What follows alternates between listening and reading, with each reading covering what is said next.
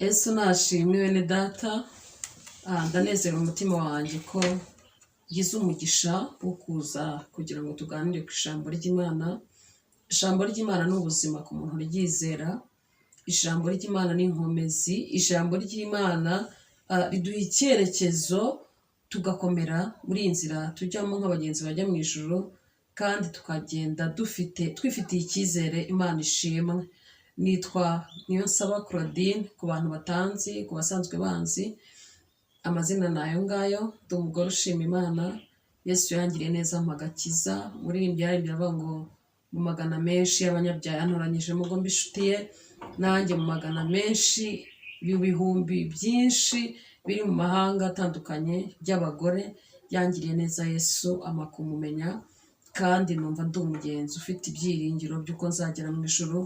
Imana ishimwe kandi ihabwe icyubahiro. Tugiye kuganira ku ijambo ry'Imana.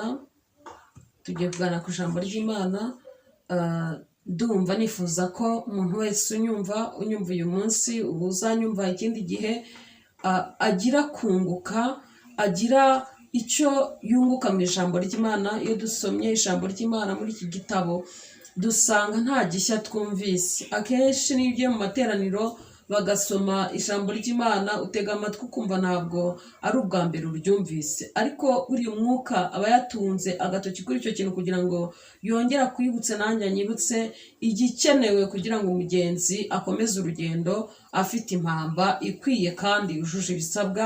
Imana yo mu ijuru ntihabwe icyubahiro. Reka mbanze nsenga Imana, hanyuma dukomeze tuganira n'ijambo ry'Imana.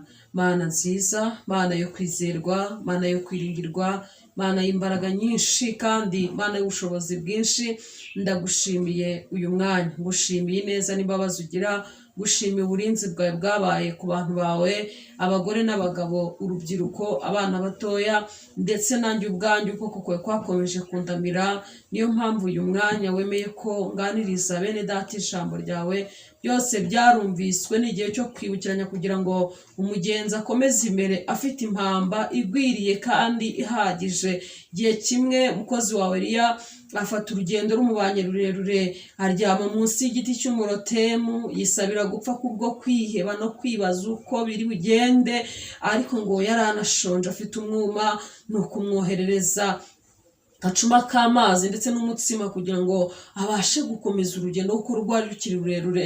Natwe iri jambo nicyo uriduhera, ni ukugira ngo twongere tunywe kandi turye, tugwize imbaraga, tugwize ibyiringiro, twongere dukomere kandi dukomezanye, bityo tugende tuzi neza ko aho tujya tuzagerayo.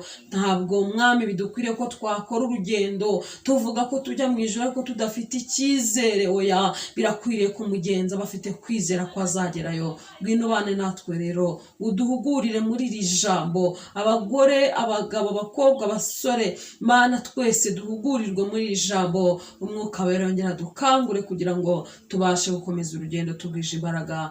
Mwami ubane nanjye ugiye kuvuga, mbe mikoro ubwire abantu bawe, kandi nabo bumva umwuka wera ahuze izo mpande zose kugira ngo ijambo ryawe rigire umumaro. Ndagushimiye ko unyumvise Mana, ndagushimiye kandi ko iri jambo urizanye mu gihe gikwiriye kugira ngo rigire umumaro benshi. Icyubahiro n'ikibi cy'Imana mu izina rya Yesu Kristo, amen. Alleluya. Reka dusome ijambo ry'Imana. Turasoma mu gitabo cy'Abagalatiya, turasoma ibice byaho 5, umurongo wa 19, tumanuke dusoreze ku murongo wa 24. Reka dusome mu izina rya Yesu Kristo. Yaranditse ngo, dore imirimo ya kamere iragaragara n'iyi: gusambana no gukora ibiteye isoni n'iby'isoni nke, no gusenga ibishushanyo, no kuroga, no kwangana, no gutongana, n'ishyari n'umujinya n'amahane, no kwitandukanya, no kwireba ibice, no kugomanwa, no gusinda, n'ibiganiro bibi n'ibindi bisa bityo. Ndababwira hakiri kare nk'uko nababwiye kera yuko abakora ibisa bityo batazaragwa ubwami bw'Imana. 22 handitse ngo, ariko rero imbuto z'umwuka ni urukundo n'ibyishimo n'amahoro no kwihangana no kugira neza n'ingeso nziza no gukiranuka no kugwa neza no kwirinda ibimeze bityo nta mategeko abihana. Imana itugirire neza cyane. Dusomye ijambo ry'Imana, navuze ngo ntabwo ari ubwa mbere umuntu yaba aryumvise. Wowe unyumva none n'uzanyumva, ntabwo ari ubwa mbere waba wumvise iri jambo, aho wagiye uteranira, aho wagiye ugira umwanya wo gusengera, bararikubwiye kenshi, ariko umwuka ararigaruye kugira ngo twongere turiganireho. Rero ngo hari imbuto z'umwuka, hari imbuto z'umwuka, kandi hari imirimo ya kamere. Ni ibintu bibiri bitandukanye, ariko ibyo bintu bibiri ndagira ngo tubyibukiranye kugira ngo umuntu yongere yigenzure ijambo ry'Imana. Bamwe baravuze ngo ni indorerwamo, abandi baravuze ngo ni umutsima, ngo ni amazi. Ijambo ry'Imana riragutse cyane, kuko ijambo ni ubuzima. Imana ishimwe. Rero ijambo ry'Imana turyireberamo, ni uko nyine riba ribaye indorerwamo umuntu yakwirebamo akamenya ngo ndasa gute, aho ngayitse ni he, aho bitameze neza ni he, aho nakosora ni he. Imana idufashe kandi Imana itugirire neza. Ngo dore imirimo ya kamere iragaragara n'iyi. Turabizi twese ko ibyo kamere y'umuntu cyangwa se imiterere y'umuntu cyangwa ibyo umuntu aba yumva yakora, aba yumva yakwinjiramo, ibyo ubumuntu bumusunikamo n'imbaraga nyinshi gukora, ni ibyo bijyanye n'imirimo ya kamere. Ngo ni ibingibi barabitubwira, ngo harimo gusambana no gukora ibiteye isoni. Gusambana no gukora ibiteye isoni, ibyo ni ibintu bibiri bitandukanye, ariko byose biba bisa naho bijya kugendana, cyangwa kimwe kijya guherekeza ikindi mu kindi. Imana itugirire neza. Tugeze mu minsi uko twumva amakuru hirya no hino, uko tubibona aho dutuye, uko tubibona aho tunyura dutambuka tugenda mu mirimo yacu ya buri munsi, mu buzima bwacu bwa buri munsi, tubona ko tugeze mu gihe ubusambanyi bufashe indi ntera. Imana itabara abantu bayo. Ni ukuvuga ngo abantu bageze mu gihe barimo kwiyandarika ku rwego ahari iyo ubirebye ubona abantu bazagera igihe batinyuka gukora ibyaha, ahari no ku misozi abantu banahurura, ukabona ko abantu bazagera mu gihe badafite ipfunwe n'isoni na nkeya zo gukomeza gukora ibyaha. Ariko ubusambanyi ni icyaha Satani yongereye imbaraga mu buryo bukomeye cyane, arakizamura, aragikuza, kirakura, kiva mu bari bakiri wenda urubyiruko, kigera mu bubatsi ingo, kigera no mu bakuze bamaze igihe. Ariko Imana igire neza abantu bayo, Imana itabara abantu bayo. Nuzanyumva ukumva iri jambo, uzongere wibuke, uzongere utekereze, uvuge ngo mbese mu mirimo ya kamere ijambo rivuga ngewe mfitemo ingahe, cyangwa se Satani yanteje kugwa muri bingahe muri biriya, nabyigobotora gute? Harimo ngo ubusambanyi ndetse no gukora ibiteye isoni n'iby'isoni nke. Ibiteye isoni n'iby'isoni nke wakwibaza ngo ni ibiki? Hariho kwiyandarika gukabije muri iyi minsi, aho usanga abantu adafite isoni zo kugenda yambaye ubusa buri, adafite isoni zo kugenda afite umugayo, abantu babona ko ibyo yakoze koko bigayitse, biteye isoni no kumureba, biteye isoni no kuba abantu batekereza ngo uriya ninde utambutse. Abantu bari kugenda bagera mu cyiciro cyo kumva ibintu byose ngo byaroroshye, ibintu ngo byaroroshye, ibintu ngo nta kintu gikomeye kikiriho. Mbese umuntu arashaka kwitwara uko abyumva, uko yiboneye. Kera iyo umuntu yakoraga ikintu gisa naho kigayitse, ahantu hari abantu benshi yarahageraga, nawe ukabona ko yagize akantu k'umugayo, ukabona ko yagize isoni, ukabona ko avuga ati kuki ntabanje ngo ntekereze wenda mbere yo kuvaho ninjya ahandi, ko nsebye, ko mwaye. Oya, ariko ubu tugeze mu gihe umuntu ashobora no gutambuka ahantu hari abantu 50 wenda atambaye, cyangwa asa n'utambaye, abantu basa wenda n'abanasakuza babivuzeho n'iki, ukabona rwose anyuzwe n'ukuntu ameze, anejejwe nabyo, nta kibazo abifiteho, arabiryohewe, arumva ari uko agomba kubaho, ahubwo ari kubwira abandi ati mwasigaye inyuma. Ariko ijambo riravuze ngo iby'isoni nke, ibyo bigayitse, ibyo bisuzuguritse, ibyo bigayisha umuntu, uretse no mu buryo bw'ijambo ry'Imana cyangwa ku mukristo, no ku buryo bw'umuco, ibyo bigayisha umuntu, ibyo biteye isoni no kubireba cyangwa no kubivuga, nabyo biri mu mirimo ya kamere kandi umwuka ntayikunda, ntaturana nayo. Imana idufashe kandi tugire neza. ngo no gusenga ibishushanyo, tujya twumva mu bihugu bimwe na bimwe aho basenga ibigirwamana ku mugaragaro bakabyita imana, wenda amatungo, wenda ibibajwe mu biti, wenda ibibumbwe mu ibumba n'ibindi bitandukanye. Ibyo rimwe na rimwe nibyo abantu dutekereza cyangwa tuvuga ko ari ibigirwamana, ariko si ibyo byonyine. Hari no kuba wakwimika ibindi bintu mu mutima ukabirutisha Imana. Ushobora kwimika n'amafaranga akakubera ikigirwamana. Ushobora no gufata umuntu runaka akakubera nk'ikigirwamana. Nubwo utamukize ngo upfukame umuramye cyangwa se ujye uvuga uti niwe nsenga, niwe mvuga, niwe micyubahiro, ariko ugasanga mu mutima wawe ibyo bintu byakubera nk'ikigirwamana, ko wabihaye umwanya udashobora guhereza Imana. Ntushobora kubona iminota 2 yo gutekereza ku muremyi wawe, ntushobora kubona n'amasegonda yo gutekereza ku muremyi wawe, ntushobora no kubona agahe niyo kaba gato ngo utekereze ngo mbese nabayeho nte, ku myaka mfite mpageze nte, Imana yandinze ibingana iki, Imana yankoreye ibingana iki, Imana ingejeje aha gute. Oya, nta mwanya ugira w'ibyo ngibyo. Ugasanga hari ibindi bintu wimitse mu mutima wawe, ibyo nabyo yabikubereye ibigirwamana, kandi ntabwo umwuka ashobora guturana nabyo. Imana yo mu ijuru itugirire neza.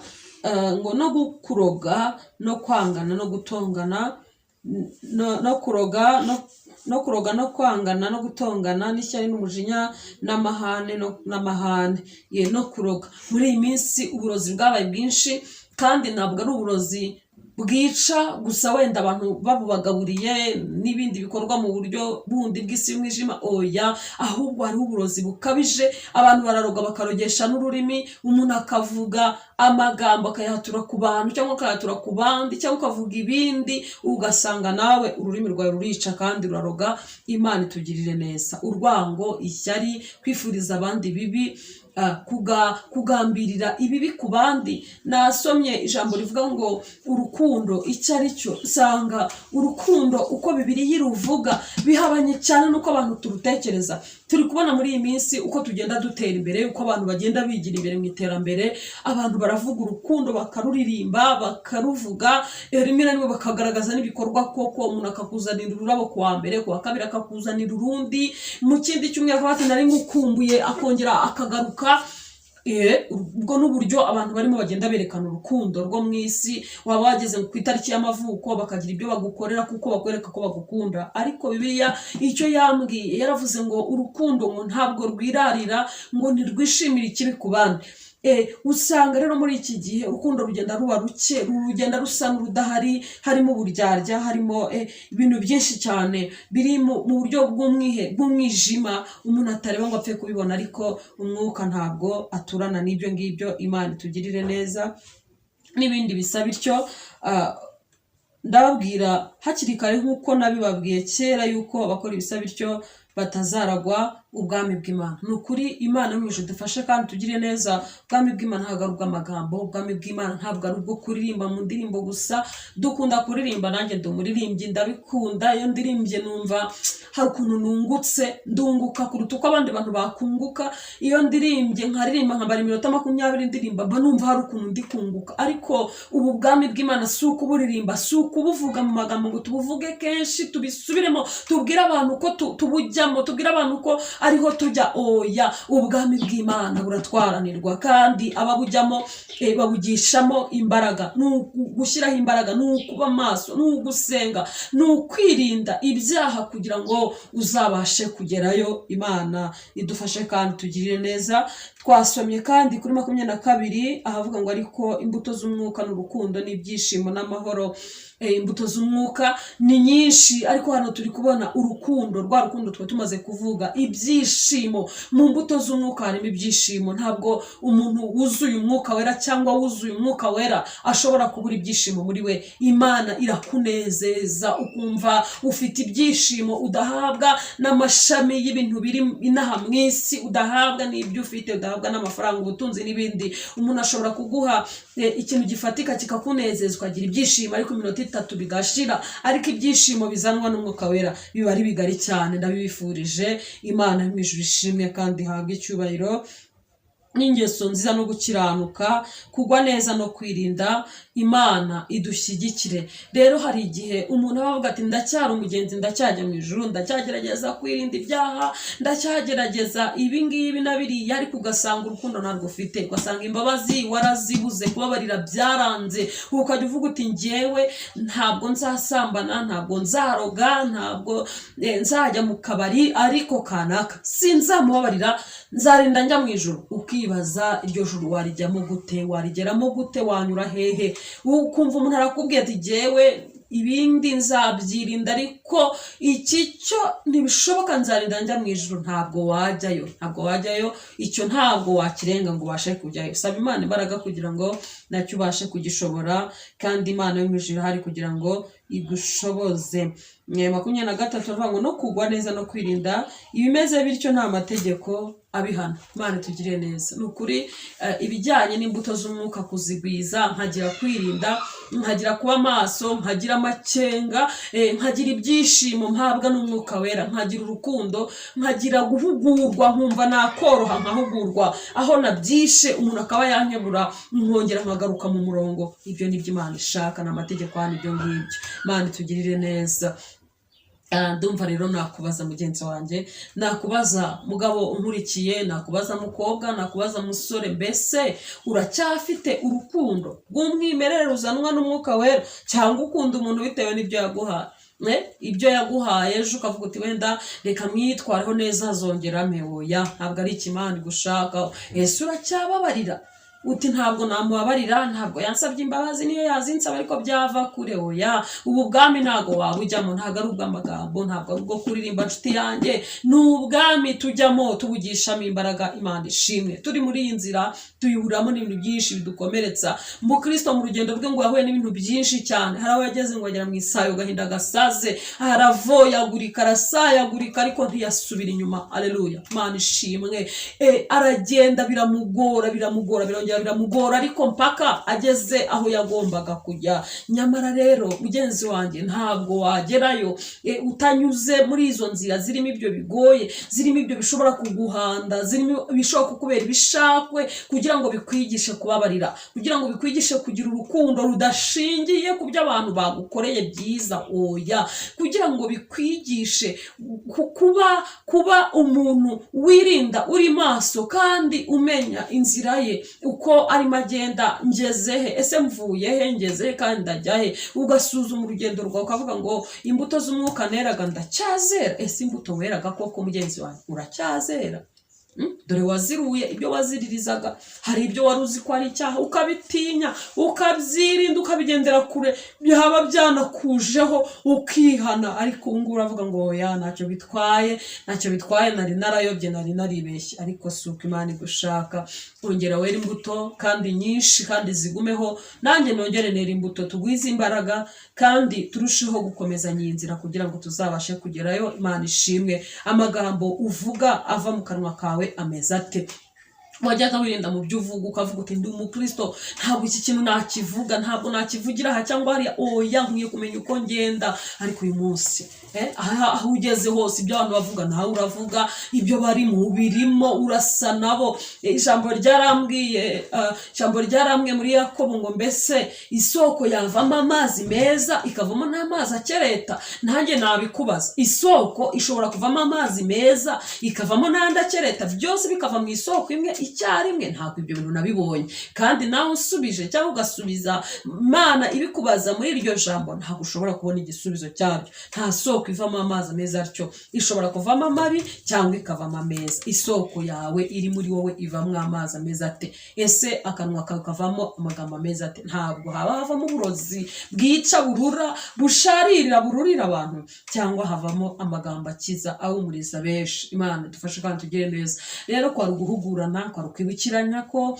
ubwami bw'Imana tubugishwamo n'amagambo, ko tubugishwamo n'imbaraga. Ndakwinginga kugira ngo wongere usabe Imana igusubize mu murongo, igusubize ku rufatiro. Byanashoboka ko utigeze ukizwa, utigeze umenya Yesu, wumva umukunze, kumva wamusanga, kumva wavuga uti mfata, ariko avuga uti ntabwo biriya nabishobora, biriya babamo sinabishobora, biriya byo kwirinda sinabishobora, biriya byo kugenda muri za nzira zabo. Oya, Yesu arahari ngo agushoboze, kandi arahari ngo aguhe imbaraga, arahari ngo akwiyegereze, kuko yaragucunguye kandi yaragupfiriye, kandi aragukunda. N'ukuri aragukunda, nubwo utekereza ko wanzwe, nubwo utekereza ko ntawakugira impuhwe, ariko warazigufitiye kandi nyinshi. Imana iguhe umugisha kubwo kuntega amatwi. Reka dusenge Imana kandi tubwire Imana ngo tugarurire imbaraga, tugarurire guhugurwa, tugarurire kugira imbuto z'umwuka. Ibyo byishimo tubitunge, ayo mahoro yuzuye umutima yandi atemba nk'uruzi tuyatunge. Imana ishimwe. Tugarurire kwirinda, twongere twirinde.